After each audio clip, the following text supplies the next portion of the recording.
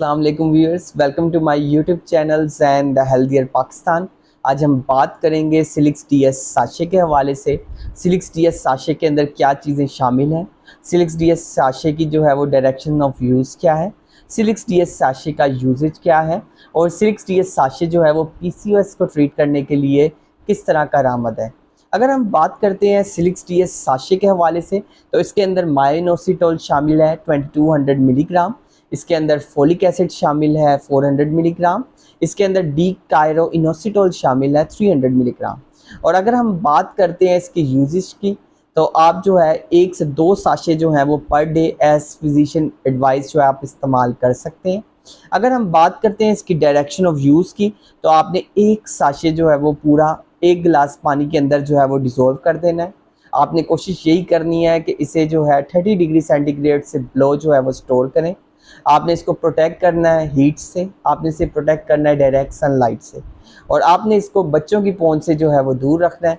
फिर अगर हम बात करते हैं सिलिक्स डीएस साशे की तो सिलिक्स डीएस साशे जो है इसके अंदर 2 चीज़ें, एक मायोइनोसिटोल और एक डी कायरो इनोसिटोल जो है वो इस्तेमाल किया जाता है और यह बेनिफिशियल इफ़ेक्ट रखता है मेटाबॉलिक के लिए, इसके अलावा हार्मोनल लेवल को बैलेंस करने के लिए, इसके अलावा ओवेरियन लेवल को जो है बैलेंस करने के लिए।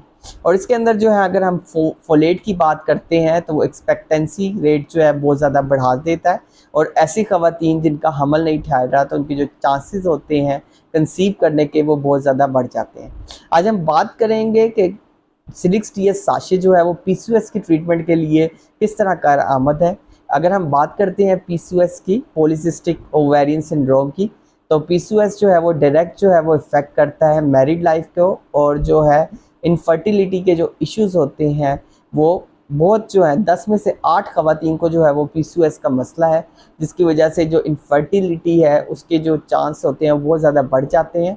अगर पीसीओएस के लिए आप बेपनाह जो है वो मेडिकेशन ले रहे हैं या आप पीसीओएस के लिए बहुत सारी जो है वो थेरेपीज़ ले रहे हैं, तो सबसे ज़्यादा मैं आपको बताता चलूँ कि पीसीओएस के लिए सबसे पहले आपको अपना किचन देखना चाहिए कि आप क्या चीज़ खा रहे हैं, आप कितना खा रहे हैं और आप किस टाइम जो है कौन सी खुराक ले रहे हैं। पीसीओएस के लिए अगर हम बात करते हैं पीसीओएस की ट्रीटमेंट के लिए तो उसके लिए सबसे ज़्यादा इंपॉर्टेंट चीज़ है आपकी डाइट।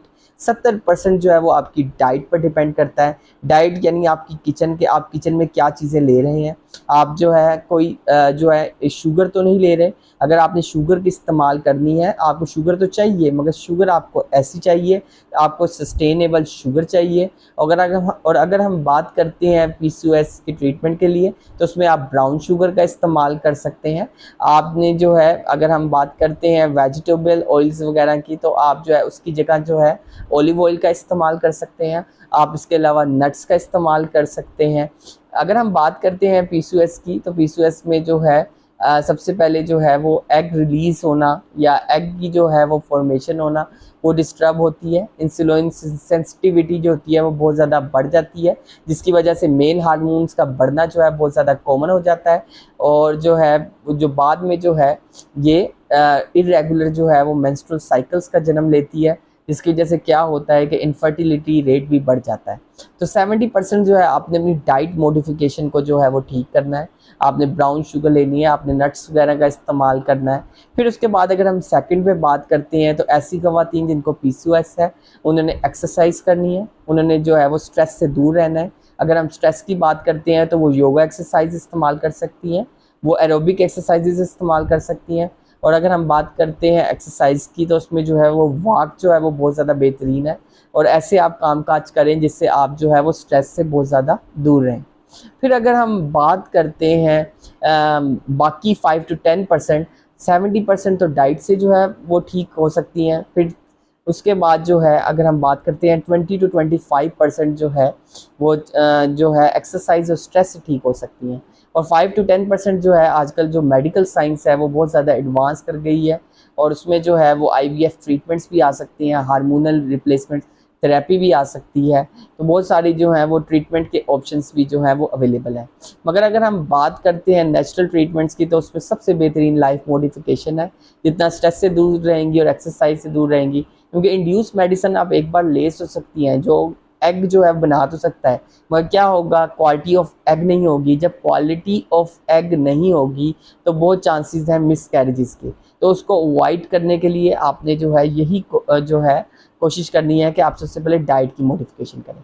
फिर उसके बाद अगर हम बात करते हैं कोई मेडिसिन के हवाले से, तो मेडिसिन जो है आजकल जो मायोइनोसिटोल है सिलिक्स डीएस साशे के अंदर जो शामिल है वो बहुत ज़्यादा बेहतरीन है। और ये भी एक जो है वो नेचुरल एक कह सकते हैं डाइटरी सप्लीमेंट है, जिससे क्या होता है कि पीसीओएस की ट्रीटमेंट होती है, इरेगुलर मेंस्ट्रुअल साइकिल्स की ट्रीटमेंट होती है, और जो है जो कंसीव के जो चांसेस होते हैं वो बहुत ज़्यादा बढ़ जाते हैं। इसमें मायोइनोसिटोल शामिल है, डिकायरोइनोसिटोल शामिल है, जो बेनिफिशियल इफेक्ट रखता है मेटाबॉलिक लेवल पे, हार्मोनिक लेवल पे, ओवेरियन लेवल पे।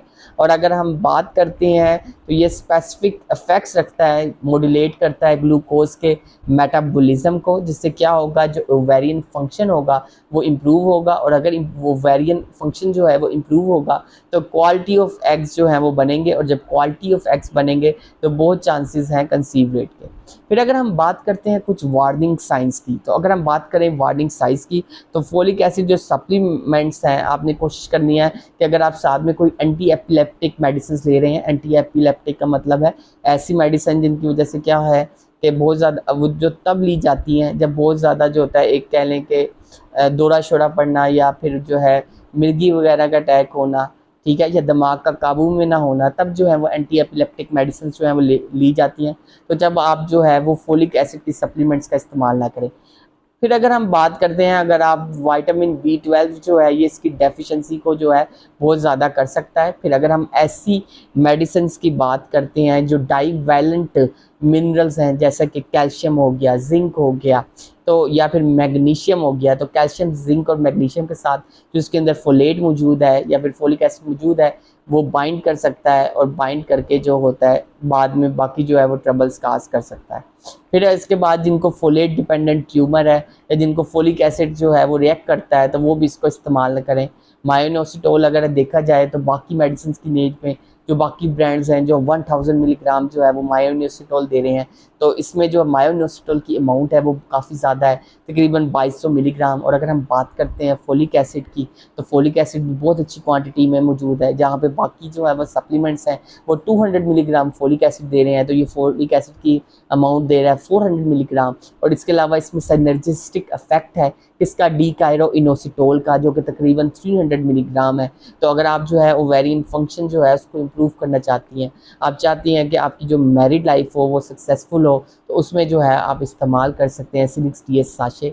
एक जो है डाइटरी जो है कंप्लीट डाइटरी सप्लीमेंट है, और इसमें जो है अगर आप बात करते हैं तो मायोइनोसिटोल की अमाउंट जो है वो बहुत अच्छी अमाउंट में जो है वो मौजूद है, जिसकी वजह से क्या होगा, पीसीओएस की ट्रीटमेंट के लिए और पीसीओएस और इसके अलावा इरेगुलर मेंस्ट्रुअल साइकिल्स की ट्रीटमेंट के लिए सिलिक्स डीएस साशे बेहतरीन है। So stay healthy and fit and do subscribe my channels and the healthier Pakistan. और अगर आपने सिलिक्स डीएस साशे के हवाले से कोई सवाल करना है तो आप नीचे कमेंट कर सकते हैं। शुक्रिया।